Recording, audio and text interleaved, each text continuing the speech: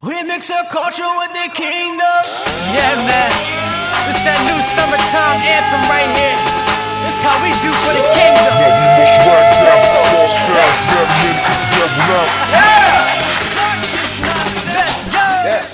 Yes. Listen, welcome to the culture. Come on, give yourselves a hand for being here. So listen, I'm so glad you guys are here. I woke up this morning saying to myself, that's right, we got a show. And it always making me feel good, only because of the fact that we get to serve. You know, we get to minister to people that's watching, you know, because we on the platform for that, you know. So come on, give yourselves a hand for that. Just the best that you're able to minister, you know. So listen, we got some great guests. One of my guests, and I'm so glad, you know, we finally, you know, got to, you know, touch bases with each other. BJ Shores, y'all. Come on, give him a hand. BJ Shores. And we got Mike Webb. You know, I saw him cut hair. You know, my brother cut hair. I said, oh, he kind of fresh. You know, he kind of fresh. I like the way he cut hair. So come on, give a hand for Mike Webb. And last but not least, she's always rambunctious. You know, I hope I said her first name right. I always said Khalia. Khalia Walters, y'all. Come on, give her a hand, y'all.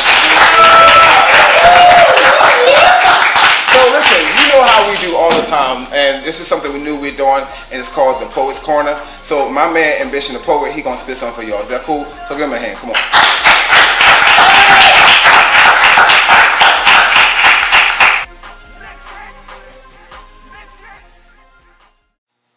Well, my name is Ambition the Poet. I'm the first foster care poet in the history of the United States.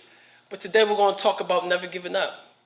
There was a couple of shows that I watched, and I'm hoping that this message touches you. Never give up. I was watching this show called Martin. And if you remember, Martin was broken. He had to do different jobs, and one of them was buffing floors. So I want you to go home and watch that on YouTube. But the one thing I learned was that Gina never gave up on Martin. It was quintessential that Gina was there because sometimes a fallen man needs the softness of a woman's palm, and if he's not careful, then brokenness will become the internal fungus. It'll become the growth that's on the soul's foundation.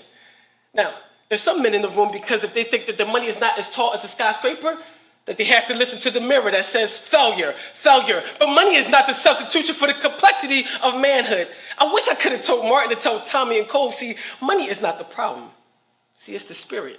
See, you and I could walk in the hood right now, and we don't need a crypto analyst to please the programming code in the eyes of the disappointed. Yo, I'm glad that I came here. I wanted to give it a start. You see, I can't give up, and you can't give up either. We both know somebody in the grave right now who does not have a beating heart. I was thinking about this show called Empire.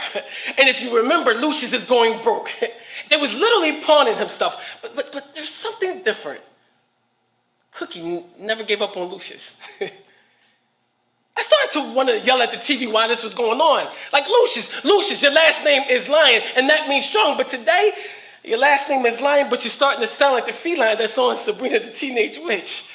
And Cookie is saying that family is the only thing that can shatter the back of an income parasite. She says something that struck me down to my core.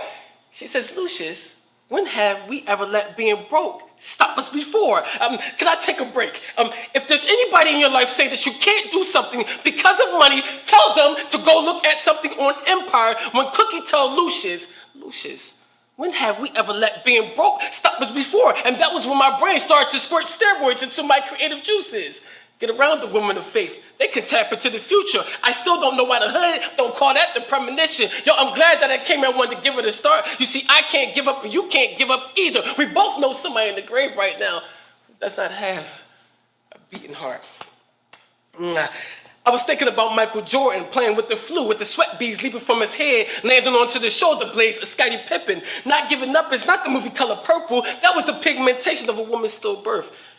Her eyes is filled up with sorrow, but she looks at her partner like, tomorrow we gotta try it again. Not giving up is the girl who has to drive a car with her feet because she has no arms. She doesn't let her disability tell perseverance to stop telling the truth. She doesn't let her future obstacles test her tenacity on a skewed polygraph. Not giving up is the Patriots down in the Super Bowl and they end up winning. Who could persuade 53 men that perseverance is the same atoms that glow on Jesus' robe? Oh, I gotta go. But some of y'all really needed this encouragement. So I thought I'd tell you to never give up, and that should be your nourishment. I was at a funeral.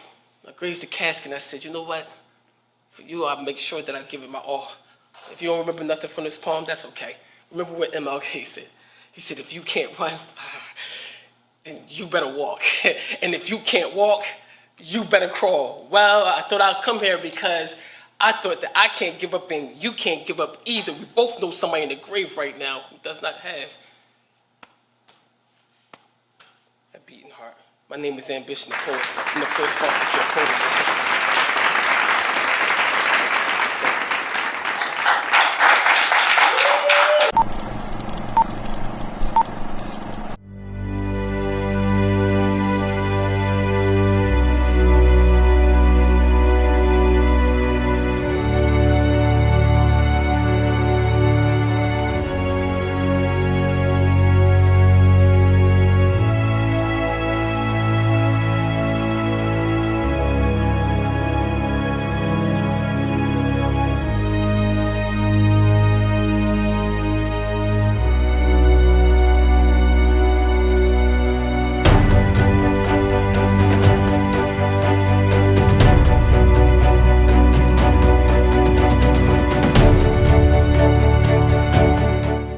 Welcome back to the Cookie Jar.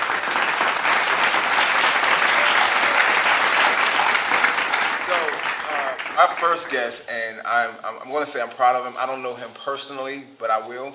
And I must say that I'm very proud of him. I've seen a lot of things that he's doing. Social media is a great thing. It can be used for good. It can be used for bad.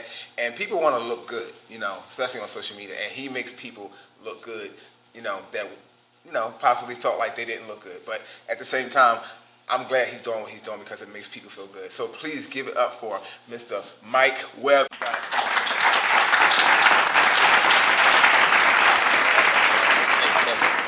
So listen, I've been watching you, and I watch a lot of people and their progressions and things that they do. Hair, cutting hair, that's a big business. It is. A huge business. I'm seeing people. Very saturated. Yeah. So tell us how you actually got started into that type of field.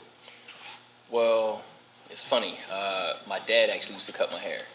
Okay. So I was maybe 12, 13. And he was taking too long one day. So I just went in there and I did it myself, but the only thing I messed up was where the little swirl is. So I was like, I had a little bald spot for about a couple of days, but I was all right. And then from there, it just gradually got better because I can draw. So I looked at it as just another tool, another implement. Hold it a different way. The shading and all that is the same as basically art. So without any formal training, I just started cutting my friends. After, basketball, we go back to the house, kitchen cuts. Gotcha. Basically, and then from there, my older cousin, it's actually kind of an uncle. Okay. He put me through an apprenticeship and, got me licensed to actually go out and perform. So that's how I started, but gotcha. It got to where I am now as far as, owning the shop. Right. Back to my cousin Steve, he owned Philly Fades for about, I would say, 14 to 15 years. And now you call it Philly Fades, yes, but you're in Phoenixville, Pennsylvania. So it's in Phoenixville. Yes. Okay. So why do you call it Philly Fades? Has anybody actually asked you that question? Or? Oh yeah, a few different people. Okay. I give them a couple different reasons. So it's the allure of everyone likes a Philly haircut. Like there's certain things that have names to a particular location, and it immediately puts you like a Philly cheesesteak. Right. You can go somewhere else and get a Philly cheesesteak, but it may not be that, but it'll at least give you the interpretation, it must be good. So gotcha. To start there, it actually gets you in, draws attention, and then from there the work is on us. Because when I saw it, I was like, oh, he was from Philly. And then I was looking up, because I had to look you up. And did some stuff. But when I looked you up, I was like, he ain't from Philly. But it's okay, though. It ain't bad that you, but at the same time, I was like, okay, cool. That's what's up that you did that. Because I don't see most people doing stuff like that. So when you did it, I said, okay, that's different. And the fact that it is different, I like different. Right. You know, I like stuff that's different because that's what gets you in the door. People don't realize that. Sometimes they say, you know, it's like, well, I hang with the clique. Do what you got to do. But different will stand out. So I like the fact that you know. And I try to, that's how I basically lived my life, was not trying to fit in or do anything that, you know, would be the norm. I did whatever was comfortable for me or whatever I liked, Right. regardless of outside influence. Right. So I kind of try to put that also on the shop with the various things that I've been doing over the So when year. you got the shop, like how was the feeling of it? Like, because I know most people when they get something that they want, because first, okay, 2 questions. When you got the shop, how did you feel, and was it fast for you when you got it? Well, it was a whole new world because we had already planned to, you know, do the transaction of everything, but this was COVID. So Gotcha. It was around COVID. yes. Wow. So I literally took the shop over operation wise like the Monday before they shut us down on Friday. So it was tough because there was nothing to, you know, go by at that time. We didn't know when we would be opening up, and if we did, you know, what rules would we have to go by. So it gave me some time to obviously figure out what I would be doing, as far as, you know, health precautions and trying to, which is the most important thing, making your consumers feel comfortable. Right. So it was a little overwhelming because it wasn't just taking over a new business, it was taking over a new business in this new uncertain time. So, I guess overall, God blessed you in the midst of the pandemic. definitely, Pretty much. definitely. And then from there, it just went up. Which is good because there's a lot of businesses that I see. I was in Philly not so long ago, and I was on South Street. It does not look the same. A lot of things are boarded up, things are closed, and things were closing before the pandemic, but I see stuff closed even more. Right. Even just if you go anywhere, stuff is just closed. You know, they can't gain their revenue back, you know, or their customers back because they might have, there's something, you got more people creating stuff now because they're home, you know, more people preaching now, anyway, but you got that now. Yeah. So that's a good thing. So God blessed you in the midst of the pandemic. Sure. So how does your family feel about what's going on with you, everything? Definitely supportive. Okay. Every time I come to them with a new idea or something, it's funny because it's almost, if there is such a thing, it's almost too much support. Like I have to, turn to Never too peers much and stuff. support, well, I mean, as far as But I like understand. being optimistic, like Gotcha. I search for the feedback now because everything that I try and implement or things that I want to go out of my way and try that I haven't seen other shops do, I'm doing it because I haven't seen it done. So when I implement it, it's like, obviously to me, it appears to be a good idea. So I'm kind of looking for no, you do this or do that, Right. or, you know, so nothing but support. Nothing but support. Question for you, because I know we got to move on.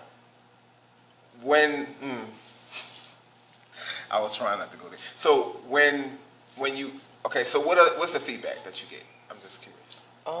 Most of the times. I would say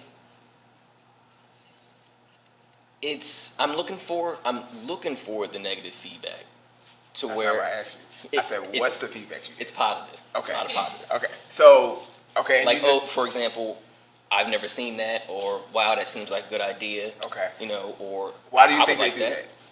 What was that? Why do you think they do that? I could say because, you know, their family or it's a close friend or something, and they're as optimistic as I am. A, B, it could be that they also feel as though it's a good idea. So I would say this, and I'm not a barber, so I don't know, and I don't want to try because I'm gonna mess with your head. But I would say this: when it comes to feedback, and you just said you want the negative, you don't want negative. You want positive, constructive. Meaning, like it's like you know, you know, I have people in my life now that say you're wrong. Right. You know, and I'm like, no, I'm not. Yeah, you are wrong. You know, this is wrong. You shouldn't do it like this. You shouldn't do it like this. And you know, they don't take the side of somebody else. And I'm not saying that's it's an argument. It's just that they'll say, my mom's the best one to do it. You know, that's wrong. That's ugly. Why you have it? You know, I'm like, it ain't ugly. You bought it, but it's still ugly. I'm just letting you know how I feel. You know, it was a song I did.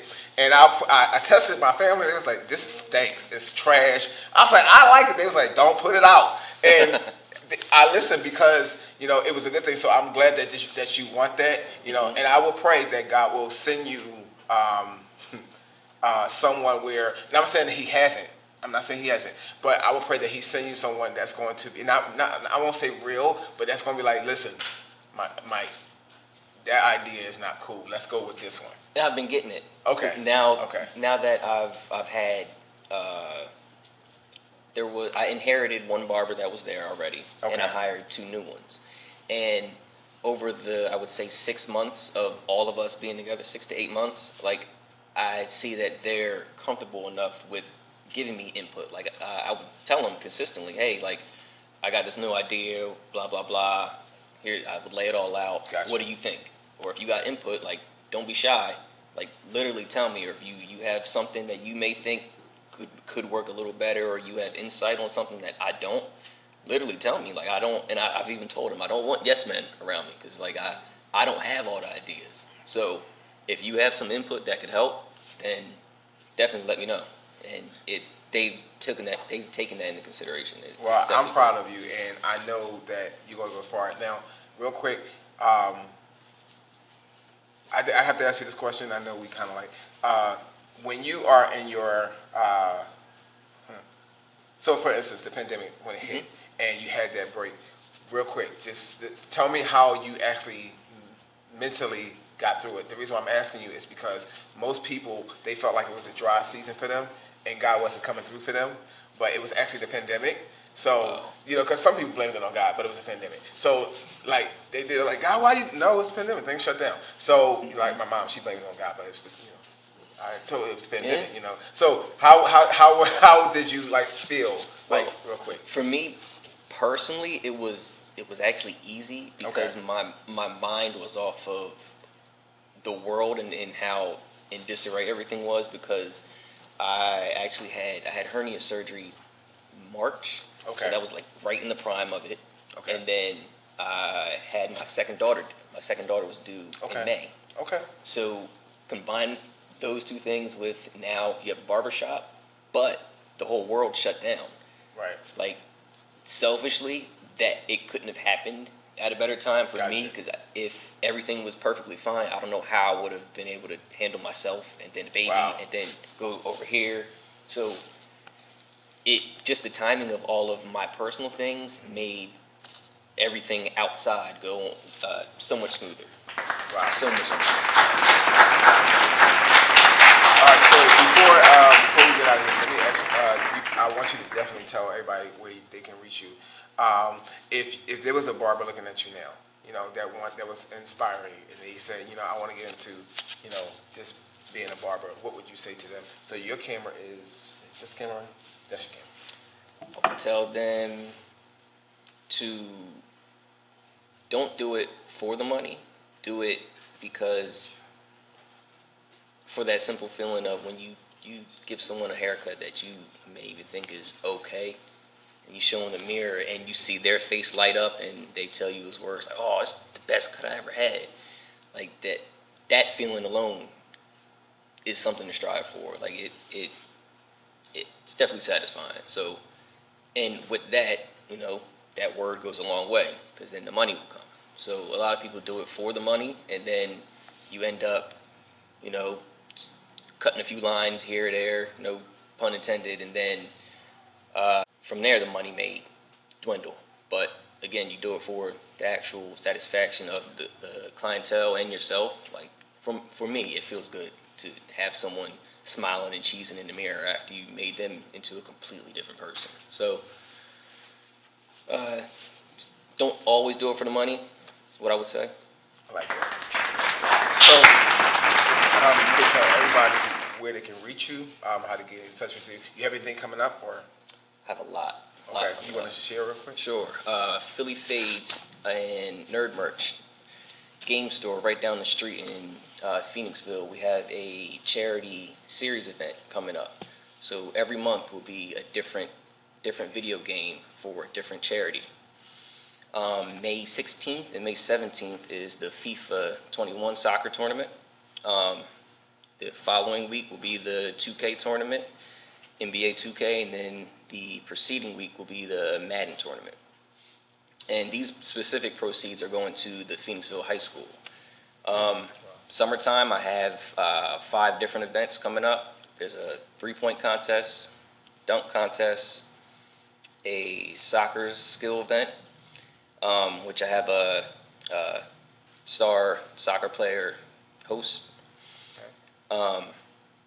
There's a skating event, and then I have a golf event. All of these are also charity events for the Phoenixville surrounding area. You can find all of these on our website, phillyfades.com, and the social medias. So Instagram is Philly_Fades_IG, and Facebook is facebook.com/Phoenixville Philly Fades. So, before you go, Yes. Brought you something. I saw a bag, so. Other thing. Oh, yeah, I mean, I'm like, a little bit. who brings a bag on that? Got a T-shirt for you. So, another thing I do, which was trying to be different, thinking outside the box, nice. along with Brandon, we do discounts. So, any Philly Fades merch that you wear in the shop, you get $5 off. I'm gonna wear this thing. I like this. Look at my shirt, bro. Try to spice it up with, I have the actual graphic T-shirts, and then I have the basic logo shirts. So, It's nice. with Thank you very obviously much. Iverson, try to play a role with the Philadelphia theme. So he says, what was so important that you skip practice? And Iverson says, my appointment at Philly Fades. I like that. I like that. Yo, come on, y'all. Give it up for Mike Webb, guys.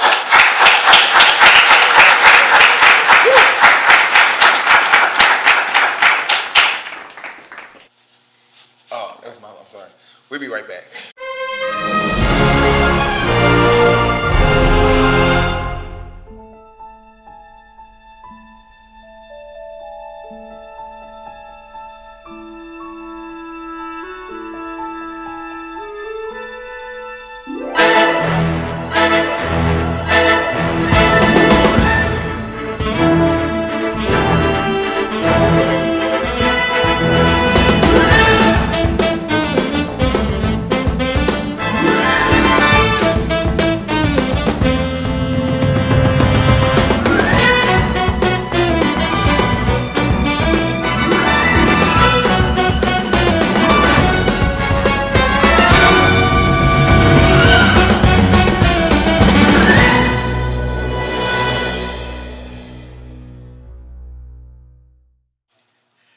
Hello, everyone. I am T.W. Suggs, a storyteller. Normally, my usual art form or my usual presentation form is storytelling, but I decided just to go ahead and give you a quick word of encouragement. And that word of encouragement is, can you hear me now? A lot of us have seen the commercial that's years old, and you have 2 people on the phone. One person is walking around the room saying, can you hear me now? Can you hear me now? And odd enough, even though that commercial came out so many years ago, it's still really relevant right now. Even now, I still find myself saying, can you hear me now? There's nothing wrong with the phone. There's nothing wrong with the service. The problem is the location. And I would encourage everybody that's watching right now, perhaps you're having that moment right now where it's, can you hear me now? The issue is, it's not you saying, can you hear me now to God. It's God saying it to you, can you hear me now? A lot of times in our lives when we're trying to talk to God or we're trying to establish those relationships, we're trying to get clarity, trying to get direction, and we have that connection, we have that conversation. A lot of times God hears us well, but we can't always hear him. The issue is not God's location. The issue is not the service. The issue is not something is wrong with the phone. The issue is your location. The issue is where you're located. So the static that you're hearing, all the noise that you're hearing, and sometimes noise is not even external. Sometimes there's noise going on inside of us. Sometimes it's the voices of doubt. Sometimes it's the voices of fear. Sometimes there's so much going on inside of us, so much static, and God is constantly saying, can you hear me now? Can you hear me now? And because sometimes we refuse to change our location, sometimes because we refuse to shift, sometimes God causes things around us to shift. Sometimes God causes us to move. And every time he does something, he asks again. He says, can you hear me now? I've shifted your relationship with your friends. Can you hear me now? I closed that door on your job. Can you hear me now? I went ahead and allowed this to happen over here. Can you hear me now? So I want to encourage everybody that's watching right now. Sometimes the issue is not the phone. It's not the service. It's your location. And God is saying, can you hear me now? Thank you.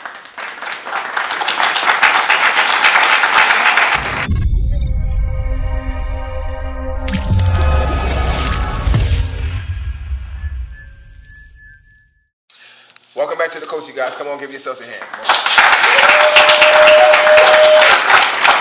must say that Tommy's TW Suggs encouragement was right on time and definitely confirmation. Let's give him a hand one more time.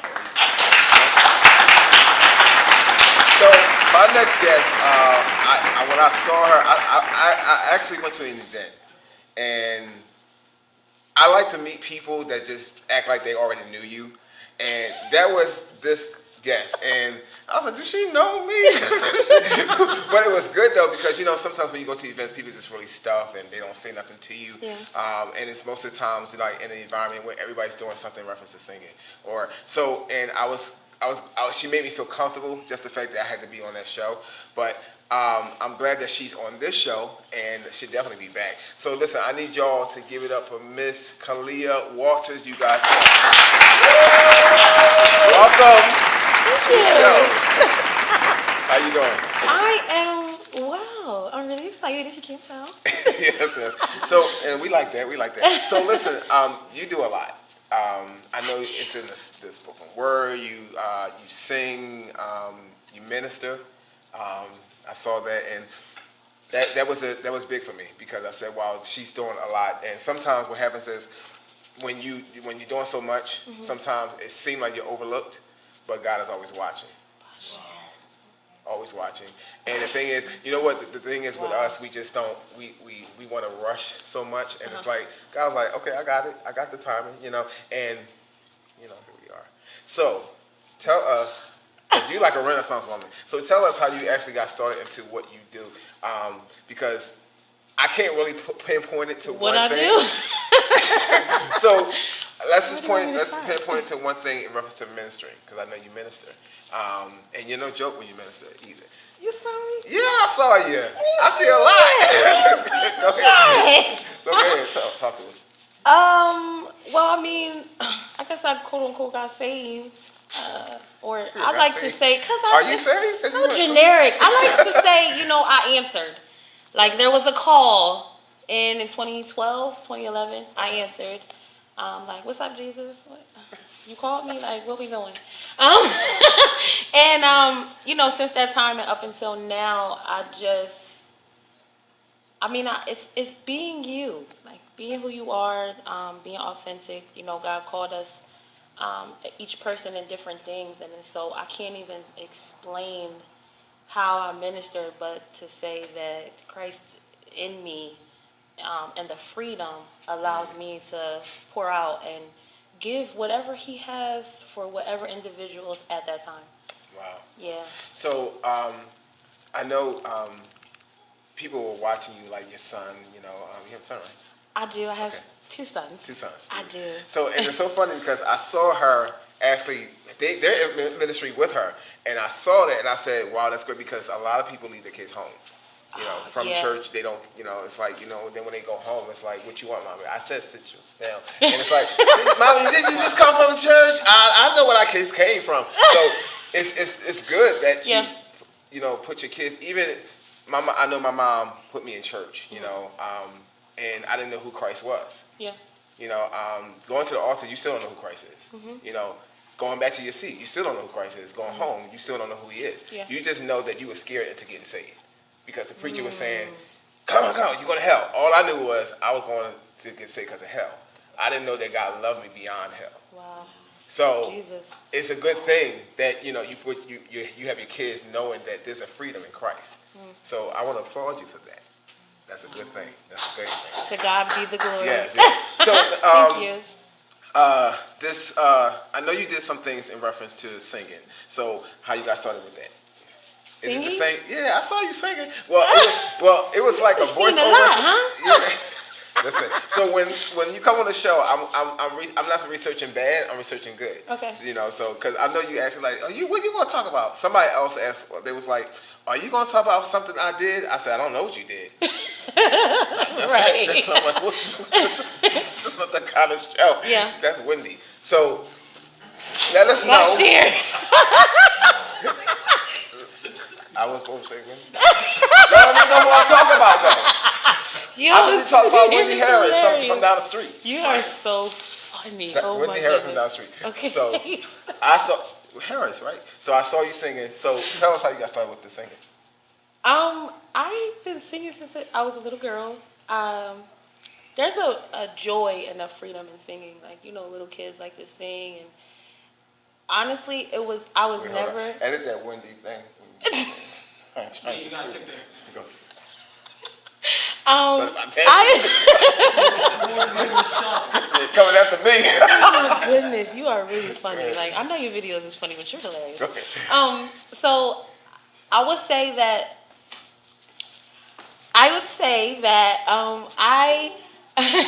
I've been singing since I was little. I've never dreamed that I would have a mic and I would be singing in front of people. It was, I promise you, I think maybe when I was 4 or 5, I might have been like, oh, God, I would really love to sing.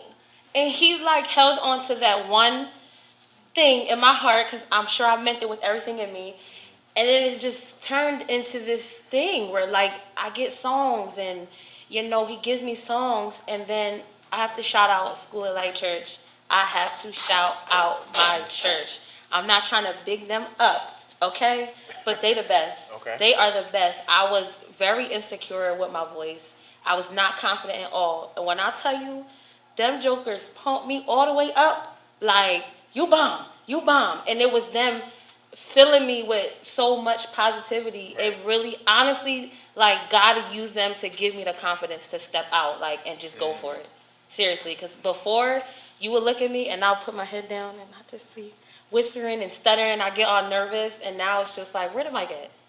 Give me the mic, you know? So that's how great. I started getting into singing, and it just blossomed.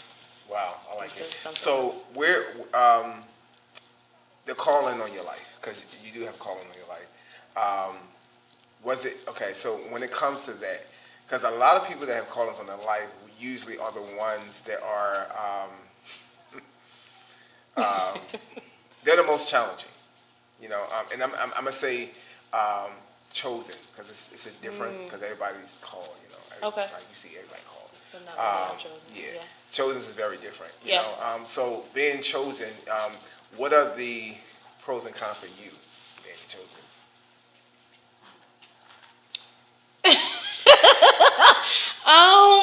What are the pros and cons being chosen? Well, I mean, of course, you know, the favor of God is definitely a pro. Okay. The favor of God. You had to say, that ain't me. She was trying to guess was it a pro or not. No, I had to make sure I didn't have pros and cons to mix Pro up. is I'm good. a little Con is- pros good, cons good. Got it. Like convict. Bad. Oh, okay. Oh, sorry. I like her. I'm sorry. Pros and cons. So a pro would definitely be, you know, the favor of God on the purpose that He has, the provision, you know, is things the Bible says, things that you can't even imagine. You know what I mean? The help, you know, Jesus is clutch. The call that He understands is, I could go on and on, you know.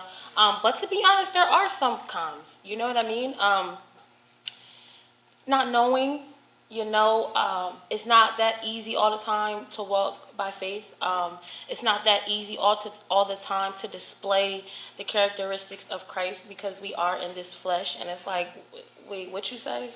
You know what I mean? Yeah. But Christ expects us to do better. So who much is given, much is expected. So you know what I mean? That is definitely hard. That turn the other cheek, that is not easy. Okay? So it's dying to that flesh that we were born in and shaped in is challenging.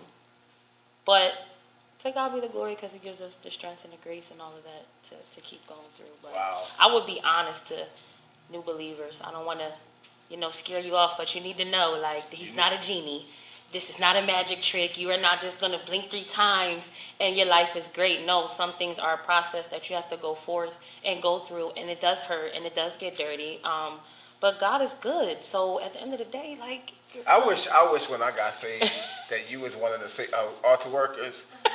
I'm serious, because when I got saved, the lady was like, now you're saved. I was like, that's it? She's like, yeah, you're going to heaven. I was like, wow. I was like, but I mean, when I started experiencing God, I was like, wait, hold on, I don't think I'm saved. Because some stuff I was doing, I was like, ew. Can you tell me this? Yeah. That's a great thing to know and to let people know, especially in this generation here.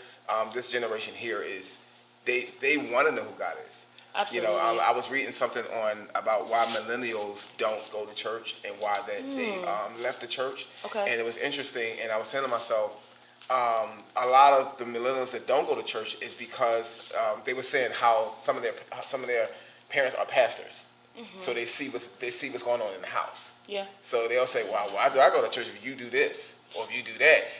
And my mother always said to me when I was younger, she said, if you see a pastor preaching and their kids their kids may be sitting there and their kids are not doing what the congress are doing, that look at that, and that's consistent, then something's wrong with the home. And I said, no, that's not true. It's not true all the time. Okay. But from what I've experienced and I've seen, it was true. It is. So let me ask you a question. In preaching the gospel, because I've seen you do that, what do you get? And I have to ask this question. In preaching the gospel, what is your okay, so I'm gonna give you a scenario real quick. Okay. If you were called to preach at a service, okay? And I had to ask this question because I asked this question to a lot of people. They was like, I don't care, I'm gonna preach with nobody. So if you were called to preach at a church and nobody showed up, how would you feel? Would you just preach? Yes. Why? If I believe that God led me there, absolutely. I didn't. Nobody showed up? Listen, I'll probably be more comfortable by myself. You know what I mean? Like, it sounds like easy, right? Like, of course I'm going to preach. But I'm really putting myself there, where I'm at in my life, and I haven't been here that long in my walk, about really being led, and not trying to figure out or, make every decision. Because if I accepted Christ in my life and he's Lord of my life, then we work together, we co-label together. So I bring things to him, and I haven't always done that. I have moved very hastily and made my own decisions and stepped out on my own way. Where I'm at now, it's like, acknowledge me in all your ways. So I'm submitting everything to you. And if you are saying, I submit this to you, somebody called me out, and God's saying, go forth, I can't afford to not go forth anymore. Like, been there, done that. Like, I don't know it all, don't have it all together. I say, you Lord over my life, you perfect. And so if you're telling me to go, then let's go. And that's real. That's where I'm at now. Have I always been there? Absolutely not. Absolutely not. So right now, K West, Khalia, right now, yeah, she gonna go. And I'll probably be more open because ain't nobody there. It's just me and him. I like that. So, I'm saying that because a lot of people,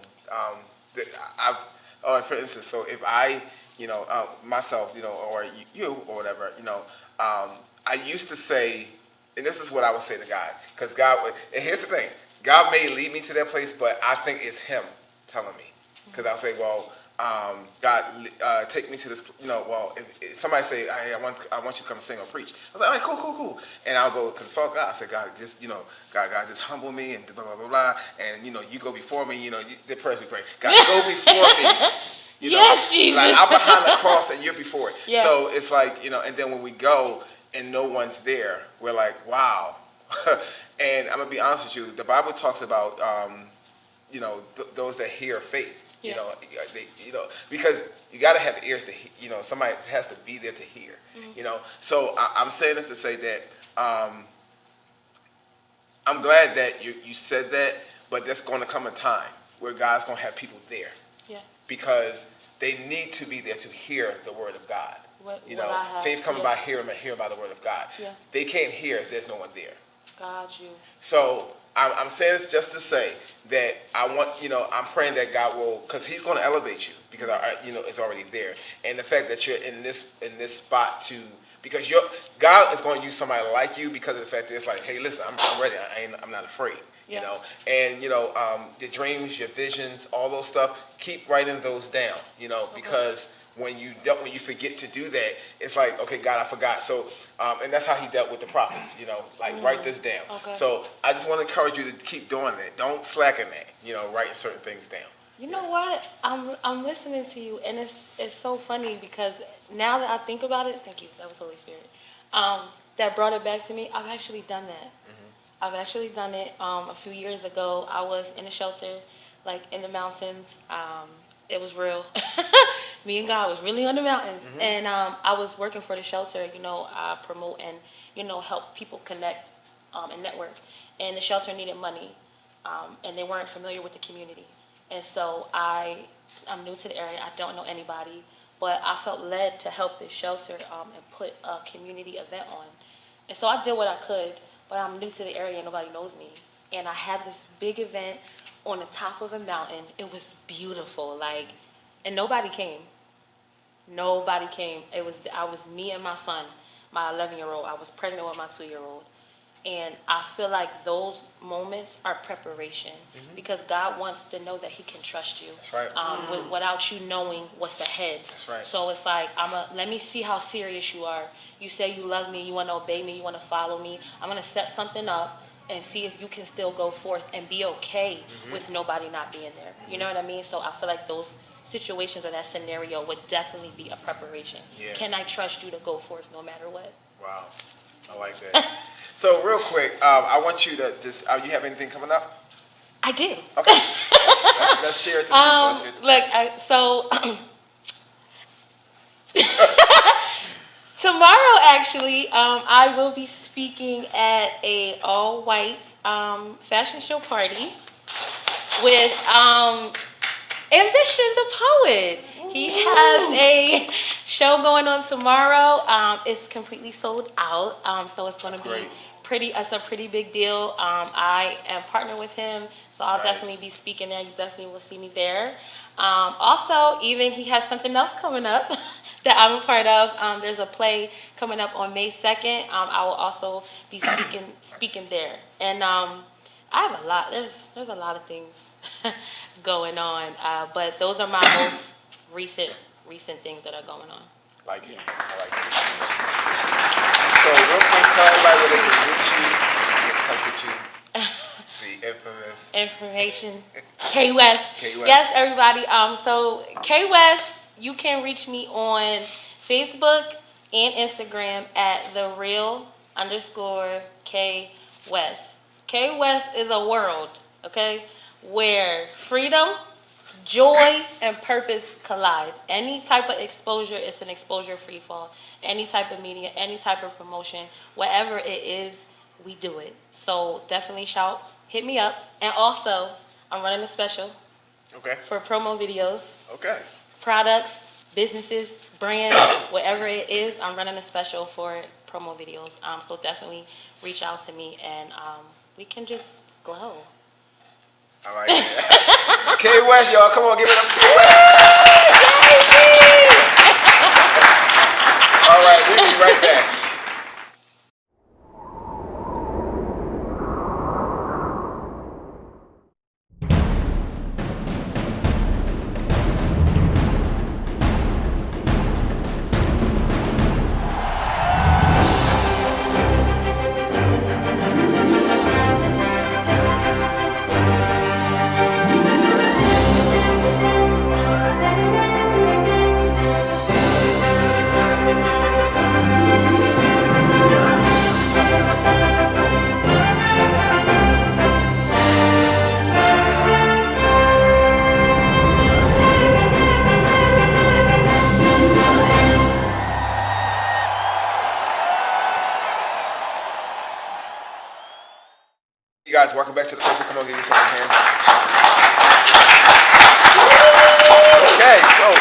My next guest, I've known him for a while. I've seen him in his choir, and they can sing. They can sing, and just his leadership is crazy. I see a lot of people with choirs and stuff like that, and coming up with choirs. And sometimes when you have basically people doing it, it's like a mocking of what has already been there. And BJ Shores and his choir has already been there. So please give it up for BJ Shores, you guys. What's up, man? What's up, man? It's good to have you, man. So it's funny because we've been trying to link up for the longest, and I'm glad that we finally did. So I know you're into music. I know that I know you minister too, but I want to talk about the music real quick. Okay. So how did you get started into just music? Like, music was in my family pretty much since I'll say 3-4 different generations. So it's a heavy situation there. My mom sings. My dad is a musician. It's just been something that's just been in me. Right. When I came up, I didn't know what I wanted to play. I was one of those kids that played everything, tried to get involved with everything. And my mom had bought me a Casio keyboard with drum pads. Oh, I remember those. But I had one of those, and I would beat the pads more than the keys. Right. And they didn't understand it, so they put me in the drums and got me involved with drums. But I didn't really like the drums, but I was good enough to keep a beat, but I wasn't good enough to actually play songs. Okay. But then my uncle, who also played with Herbie Hancock, actually said, you know what? Maybe he's not just a musician. Maybe he's a composer. Wow. Different approach. So they took me back to the keyboard and said, let's see what he comes up with. And they taught me how to actually record. And from there, I started recording before I started playing. Wow. So I learned more about production from an early age, the concept, what to listen to, ambience of sounds. Right. I understood that at like 6 and 7 years old. Wow. So that's pretty much how it got started. From there, it rolled into church. I was a part of the Clef Club when the Clef Club first started. Actually, my family was one of the original owners of the Clef Club. I was involved with that. I actually performed the day that it actually opened. Wow. They had a Ridge Avenue. I'm sorry, I'm just flowing, but they had a Ridge Avenue. You want to sit right here? But they had a Ridge Avenue, some kind of like performance thing for kids and upcoming people. And I was in that. I did that. I performed at the Robin Hood. All of this stuff before I actually learned how to sit down and like do my thing per se. It was all about the composing, all about understanding how to put bands together, put voices together, put sound together. Right. I didn't want to learn how to do this. I wanted to learn how to make you say, I would learn that before I learned the virtuosity. That's nice. I like that. Clef Club. Oh my gosh, that's legendary. Is it still there? I don't know if it's there. It's still there, right? What, the Clef Club? Yeah, it's still okay, is. that's good. That's a great thing. Because there's so much happening in Philly, so but that's a good thing. So then you would say that you were taught by legendary people, and that's a good thing. And that lasts when you're taught by legendary people, because teachers now, just play, So how was you handling the pandemic in reference to like playing and all, and because I know a lot of musicians, man, they were like, for real though, God, you gonna mess with my money? Right. So how did you handle all this? Well, my answer to that is not the one to be the popular one, and my reasoning for that because for me personally, I never made music my career. Okay. And because even though that was what paid my bills, that wasn't my career. And because it wasn't my career, the pandemic didn't stop anything for me. What it did was it allowed me to become more creative. Wow. It forced me to look deeper and find out what my real purpose is. Ministry-wise, I'm going to always flow into the ministry side. David was known as a great musician, great singer, but once David got into the palace, you ain't hear about another song. Not because he was no longer that. It was because that was just his method to get to the ministry. So I used music as a method to get people to hear my message. So I didn't look at music, the fact that the pandemic happened and it shut down music stopped me from making money. Right. No, I just became creative, came up with something else. Wow. Wow. It got to be another way. It got to be more in it. If the only thing I can do is play an instrument, then I'm pointless. In the kingdom, I'm pointless. Wow. Now on stage, different story. Right. But on the kingdom, you become pointless if the only thing you can do is if you're one-dimensional. Wow. Pointless. I like that. And just to piggyback on what you said, because a lot of people only feel like when they do that one thing, that's all they stuck in.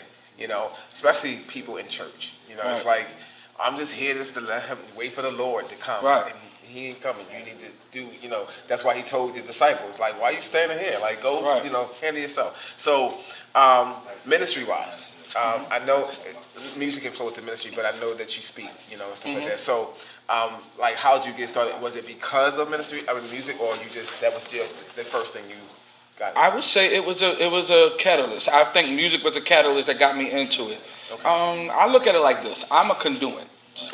From a science perspective. Gotcha. In order for me to transfer heat from one thing to the next, which is the point. If God is trying to get something from heaven down to his people, says, Our Father which art in heaven, hallowed be thy name, thy kingdom come, thy will be done on earth as it is in heaven. In order for that to be parallel, there has to be a conduit. Something has to generate that thing. So, to answer your question, how did I get into it? I never saw myself as a minister, a preacher, a pastor, nothing like that. But I always saw myself as the one that could be that transfer. Wow. So God, whatever you want in earth, whatever you have for your people, I'll be the one. If you want to use me, use me. Send me, I'll go. Whatever it may be. Right. So I never saw myself as a minister, preacher, nothing like that. So, but it got started because of the music. Because from an early age, I knew that music was just a method. It has to be a message behind what I'm doing. If the only thing I can do is this, again, it's pointless. Playing drum, playing bass, playing anything, it's pointless. I have to have a message behind it. Because somebody's going to come up and ask you. You sing. Somebody will come to you and say, man, you sound amazing. Right. And if you can't say nothing but thank you, if that's the only thing you can say, then it was pointless. That's just a performance. In ministry, you can't just have a performance mindset. You just can't. Wow, like that. So I guess we gotta be quiet for a second because no, that was good. Because and it's real, it's authentic because of the fact that you don't hear that now. Even just the fact that we were in this lockdown, you saw a lot of things popping up. I ain't never seen so many preachers in my life. I was like, this popcorn because it's a pop. And it's you see it.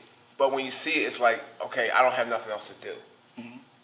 My job is shut down, so let me just go preach. Like it's something to do. It's not, like it's a hobby. So the uncomfortable zone, and I'm gonna ask you the same thing I asked Khalia. What's the pro and con for you, and just being in this walk? In the church, or just in music, or I want to say the church. But if you want to answer the church, you can. I mean, I'm just, But like, okay, so say for both. Let's answer with the walk of faith. Like what's that for you? Like the pro and con for that, and then the church. All right, I'll shorten it because it's a long thing. So for the music, the pros and the cons. The pros, I start with the cons. The cons is that you just don't get to interact with the people. So as a result of you not interacting with the people, you don't get to feed off the people. You don't get to feel the people. Right. You don't get to have that energy. But what it does is that it validates you now. Because what it does is it makes you more confident. It makes you more aware of who you are as a musician, as a singer, as an artist. It makes you pay more attention to the details that you would have skipped over. Right. Because you had people going to oohs and ahs. So from the music side, that's the cons. The pro side is that people are a little bit more ambitious with making music. Yeah. They're releasing projects. They're becoming more creative. You're finding out people that can write, that can write. You find out people that can do production. Like I know people that are local artists that are now connecting with major artists simply because the age of the virtual right now, you can get a major, I'm trying to leave people nameless, but you can get a major artist on a local project because virtually it's easy, it's accessible. It is. So that's a pro for the music. From the church side, the con The con is actually not really a con, but it is a con. Is that you have a lot of people that are used to the hype of church. Yeah. So the con is that everybody's even now. Everybody's even. From the big mega church pastor to the storefront pastor, everybody has the same platform now. So now you find out who's real and who's not. Yeah. Now you find out who has a heart and who doesn't have a heart. Now you find out who actually has a message and not just has a method. It's a different. There's some folk that get up and preach and they sound good and they hype and they turn that church out. But it's because they understand the method of what they're doing. They're good. Yeah. If you took them out to church and you put them on the stage, they would be a great motivational speaker. Mm-hmm. They know how to turn up. You give them a mic in front of a concert crowd, they know how to exhort. They know how to MC because they're both the same. Yeah. We take the mind. That's the con. That's the pro. No, the con part of church. The pro of church is that now it forces you to really decide what your worship looks like. Yeah. For me, I could dig deeper. I don't need you to jumpstart me because all I have to do is think of the goodness of Jesus and and that becomes a reality now, not just a catchphrase. It becomes real. When I sit and think about how great he is. Yeah.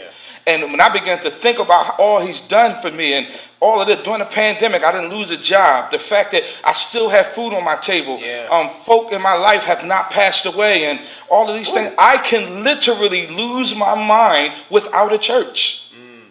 So that's the pro. So I think that's the pros and the cons between the two. I went to a church, and it's funny you were saying it because I went to a church, and I used to help out that church. I went back, and when I went back to it, they were I saw a fella, and I saw a few other fellas, and then a few other sisters, and they was like, "Hey, I'm a pastor now." I said, "Oh, okay, cool." And then I ran into another guy. He said, "Yo, man, pastor." I was like, "What the?" And then everybody that I ran into, they was like, "I'm a pastor." I said, "You go to this church?" They was like, "Yeah." I was like, "So all y'all pastors, right? Who's the pastor?" And they was like, "Pastor Pope." I can't say the name, Pastor blah blah blah. I said, "Oh." I said, "Okay, so all y'all pastors, right?" They was like, yup. I said, "I got to go." And the reason why I had to go because I was saying to myself, because I called my mom. I said, "Mom, everybody pastor." She was like, "She made everybody pastor?" I said, "Yeah." She said, "Lord Jesus, sing and leave." I was like, "I know." But I understand what you mean because everybody's in this thing where it's like, for the con, it's like we know the method. This is our method, and this is how we gonna roll. And I'm glad you said that because I was like, God, am I like in Mars? Because it's like everybody's going for the method. Here's the crazy part about that. The concept of a pastor, I think, is washed up. And I'm saying that because I think this is what happens in a pandemic is that now you start to read more. You start to study more and you find out that the reality is a pastor is not the person that runs the church. A pastor is simply a supervisor. Yeah. When you break it down and you look at it from the perspective of the fivefold ministry, it's not all of these things are the titles. No, these are the gifts that are inside of the church. Right. So what happens is from the prophet to the apostle to the prophet to the evangelist, then the pastor, then you have the teacher.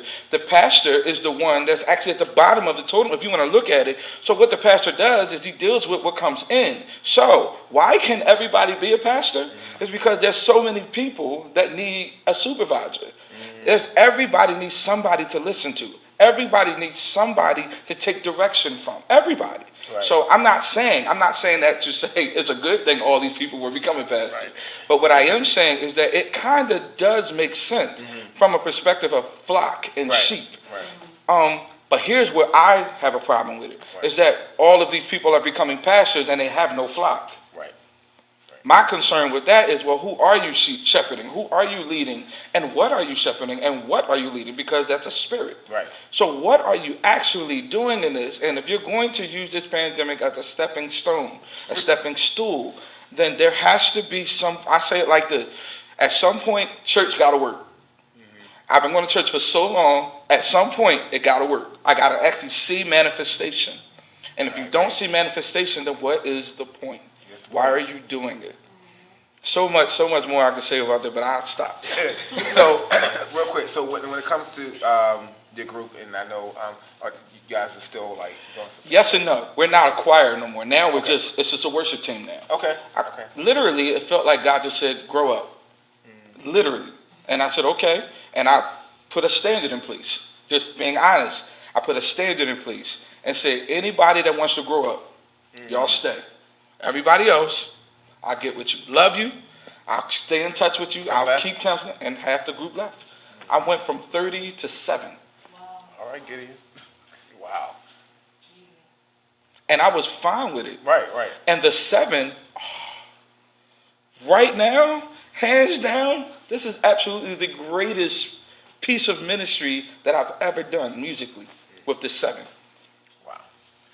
Well, well, I can definitely say that God is, it's funny real quick, because I know we got to go. This pandemic taught a lot of people stuff, and people kept saying, well, God said that. No, it's, we do stuff, it's like we do it. And, people blame God for a lot of stuff, but we do stuff. We create stuff. We're not create, but we make stuff happen on the earth. But it was good for the saints. And I don't think they feel that I ran into a few people that was like, I just can't believe, well, God did it. Well, he allowed it to happen, because he was showing you, I can keep you through anything. Famine, whatever it may be. So I appreciate you actually sharing that, because a lot of people was like I don't understand what's going on. Like, a few people in my family, they was like, how God going? I said, you blame God for stuff, but here's the thing. What you're not looking at is the blessing in it. Have you lost a meal? No. Okay, well, what's the problem? I'm just saying my bills, is your light turned off? No. Okay, well, God allowed you to find a way to get it, stable. So I appreciate you for that. Do you have anything coming up, like for? No. What I'm doing right now is yes, I do, but it's not right in stone per se. Okay. We are preparing because for the pandemic. So what happened was, back up a little bit. My wife's mom, so my mother-in-law, my wife's mom had passed away. Okay, I'm sorry. Last year. Once that happened, whole nother teaching moment is that you have to have balance. If nothing else we learned in this pandemic, learn balance. Right. Balance is everything. Don't be so pseudo-spiritual, so church, that you mess up your home. Wow. Don't Say it again. do it. Don't be so pseudo-spiritual, so church, that you mess up your home. Because what you got going on at home is actually your first church. It's your first ministry. That's it. So don't flip it. So anyway, so my point is my wife's ministry. Not my wife's ministry. My wife's mom had passed away, so I shut down for an entire year because of my wife. I was like, I cannot focus on nothing else. I have to make sure she's good. So for a whole year, we sat down and we made sure that everything was good. Now, there was other areas and things that kind of pole vaulted that. But for the most part, I sat down with her and I made sure she was good. After the year, we decided let's come back together. About 2 months ago, we decided it's time to come back. Right. So 2 months ago, I started putting together the group again and trying to get it started.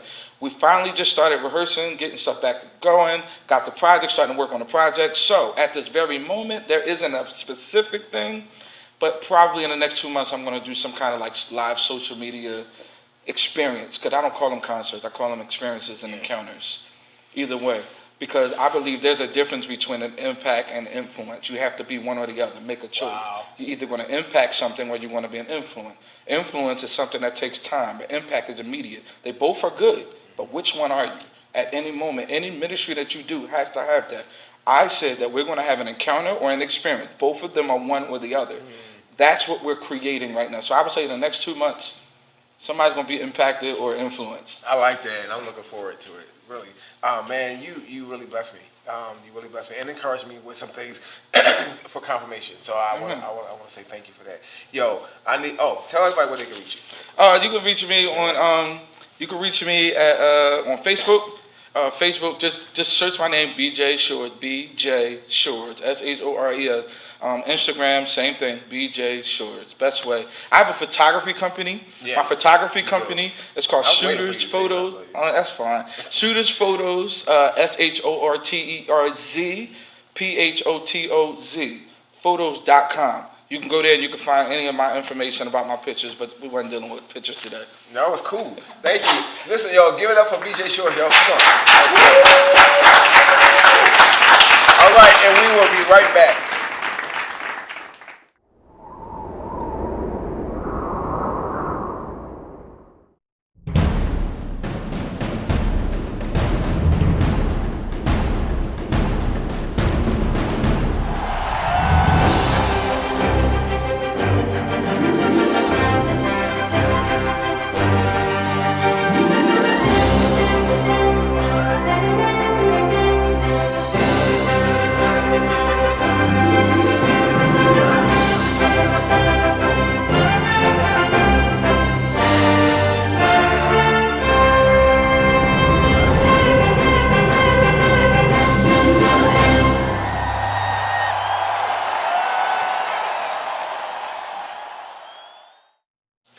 welcome back to the culture.